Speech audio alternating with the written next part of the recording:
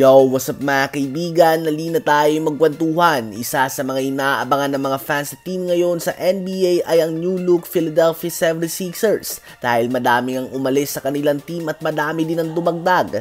Nasa kanila na ngayon ang multi-time All-Star Paul George, sharpshooting veteran Eric Gordon, exciting rookie Jared McCain, ang energizer at hustle player Caleb Martin, at ang great rebounder Andre Drummond. So madaming panibagong piece nga ang team na ito na matagal nang hindi nakakabalik sa East Finals. Ganun pa man, hindi magiging madali ang kanilang unang hamon. Agad nga silang masusubukan sa first game nila sa susunod na NBA season dahil ito ay laban sa Milwaukee Bucks na sa palagay ng madami na tuwing healthy ay ang second best team sa Eastern Conference. Si Giannis Antetokounmpo nga ay isang player na palaging nasa usapan ng best in the world at MVP. At katulad lamang ng Sixers, gigil nga na bumawi ang Milwaukee Bucks sa season na ito matapos na mapauwi sa first round sa back-to-back NBA seasons. Ang Eastern Conference sa ngayon ay predictable nga. May mga teams na nag-improve at may 8 teams na papasok sa playoffs at sa ngayon nga ay alam na ito ng karamihan. Most likely ito nga ay ang Boston Celtics,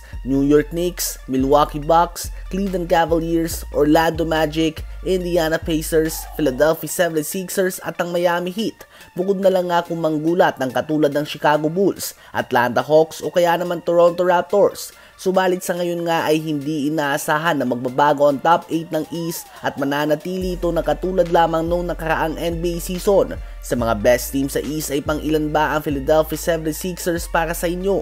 Ngayon ay tumungo naman tayo kay Zion Williamson. We can all agree na tuwing healthy siya ay isang superstar, ang former number 1 pick ng New Orleans Pelicans. Last year nga kung hindi siya nagtamo ng injury sa play-in tournament laban sa Lakers ay posibleng sila ang naging number 7 seed. Kung naaalala nyo nga ay pinangunahan niya ang comeback ng Pelicans at talagang unstoppable siya sa 4th quarter kung saan nagtala siya ng total of 40 points, 11 rebounds, 5 assists, 1 steal and 1 block sa game na yon. Ganun pa man ay kinailangan niya ngang umexit sa last 3 minutes ng game dahil sa injury sa kanyang lower body area ulit tulad lamang sa mga nakaraang taon niya sa NBA. At ito nga ay dahil sa kanyang pagiging overweight. Hindi nga tugma ang kanyang bigat para sa kanyang tangkad lalo na't very explosive nga siya.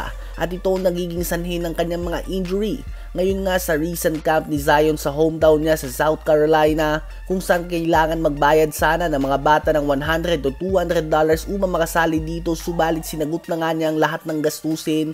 Si Zion nga mga kaibigan ay nakita na malaki na ang pinayat at liniit ng kanyang katawan. Kapansin-pansin nga na nagbawas talaga ng timbang si Zion mga kaibigan at mukhang katulad na ito nung kolehiyo ang kanyang katawan.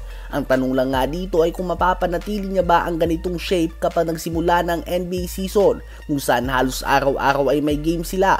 Kung ang sagot ay oo, aasahan nga na magiging malakas na team ang Pelicans sa susunod na season, lalo na't kung magiging solid ang mga pieces na makukuha nila kapag natuloy na ang Brandon Ingram trade. Ano ba masasabi nyo tungkol dito?